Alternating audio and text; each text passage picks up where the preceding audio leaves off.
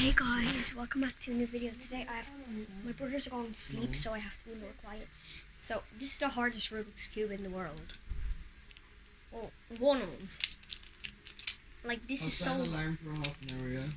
It's so hard to solve.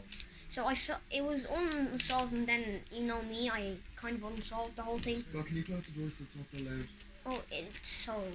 It's actually so cool. Me and Mom were having a nap. It's fun. It's fun to play with. So I would. Dad, please be quiet. I'd highly recommend. I have to be quiet because my brother's going to sleep. But I highly recommend to subscribe if you want. I'm not forcing you because I don't force.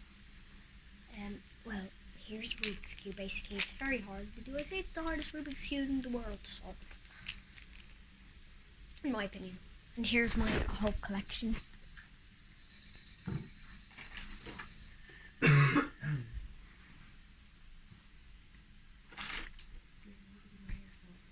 So, okay, guys. So, because my brother's going to sleep and I have to go and be quiet. Bye. That was just a quick little video.